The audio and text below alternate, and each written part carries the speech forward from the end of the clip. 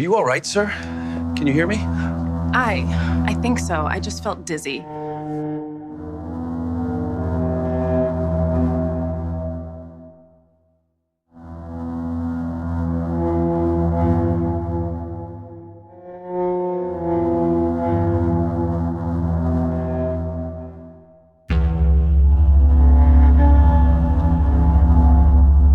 Imagine again.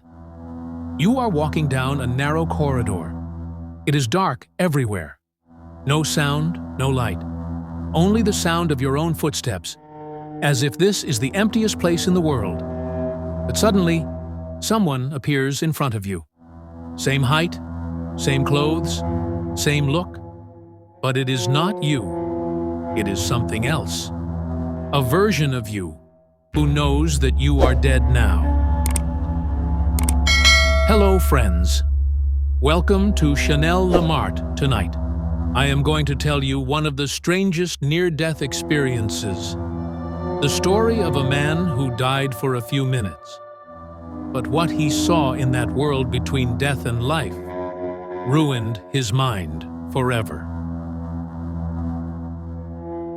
When the heart dies, the brain gradually shuts down. In those few gray minutes, somewhere between being and not being, many things cannot be explained. Seeing the light of history, seeing the lost loved ones. But what David saw was none of these. And from that moment on, it was as if his life was no longer in his hands. David, a 42-year-old man, a software engineer, had no particular illness. One day, he was at work as usual, when he suddenly felt extremely dizzy.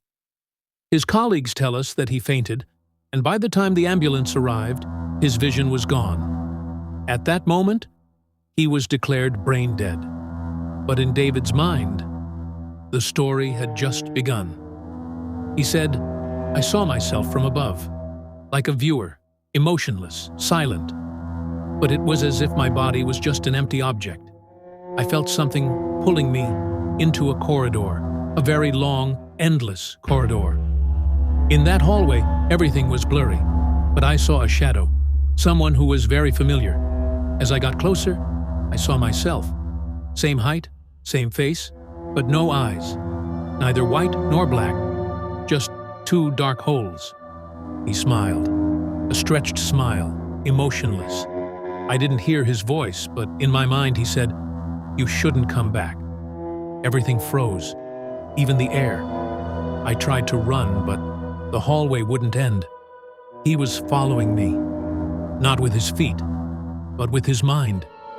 And just when I felt like I was done, a bright light turned everything white. David opened his eyes again. The doctor was above him. Everything was real, but what he saw came back with him. "He's still here, standing behind me," he told the nurse. For weeks afterward, he had the same dream every night. Wherever he went, he searched for himself in the shadows. But worst of all, one night, he saw himself looking back at him in the mirror, and it was just that cold smile. David is still alive now, but he says a part of him is still there. In that hallway, next to that version, waiting for him? What do you think? Could you have another version of yourself in another world? Maybe. That version is just waiting for the moment of death to switch places with you.